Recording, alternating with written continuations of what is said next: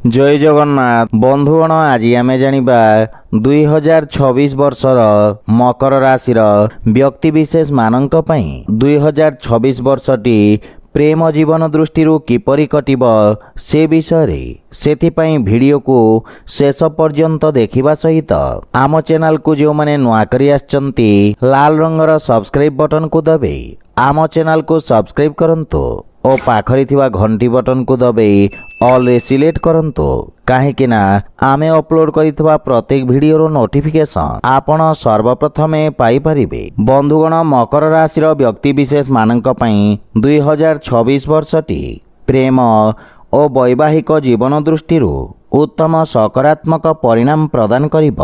आपणक राशि स्वामी शनिदेव न्यायप्रिय ग्रह अटंती सेथिपाई प्रेम रे सचोटतार आवश्यकता रही अन्यथा स्थिति सामान्य चिंताजनक रहिब। आपणक पंचम भावर स्वामी शुक्र वर्षर अधिकांश समय आपणको अनुकूल परिणाम प्रदान करिवे तथा शुक्र प्रेम कारक ग्रह अटंती एवं आपणको प्रेम जीवन रे पूर्ण सफलता प्रदान करिवे। एहा व्यतीत देवगुरु बृहस्पति आपणक पई पूरा वर्ष दुर्बल स्थिति रे रहिबे किंतु 2 जून रु 31 अक्टोबर पर्यंत आपणक प्रेम जीवन को आहुरी मधुरमय करिवे। शनिदेवंक आशीर्वाद रु आपणक प्रेम जीवन रे मधुरतार संचार हेब किंतु परस्पर मध्यरे थिवा विश्वास दुर्बल हेब। प्रेम जीवन रे वाद विवादर स्थिति देखिबाकु मिलिब। सेथिपाई प्रेमींक सहित कोनोसी प्रकार भूल बुझाबना उत्पन्न हेबाकु दियंतु नहीं। विवाह योग्य व्यक्तिंक पई 2026 वर्षटी मध्यम धरणर रहिब।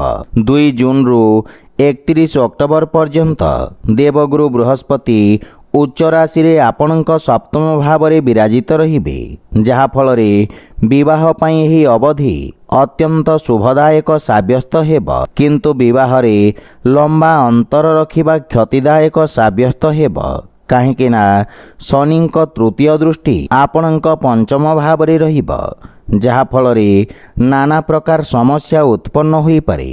वैवाहिक दाम्पत्य जीवन उत्तम अनुकूल रहिब एवं जीवन साथी पक्षरु आपणको पूर्ण सहयोग प्राप्ति हेब। सेथिपाई प्रेमी और जीवन साथी भावना को सम्मान करंतु। तो बंधुगण यह थिला 2026 वर्षर मकर राशि प्रेम जीवन विषय रे। जदि भिडियोटी आपण मानकु भल लागि थाए लाइक शेयर और कमेंट करी जणांतु एवं आम चैनल को सब्सक्राइब करंतु। जय जगन्नाथ।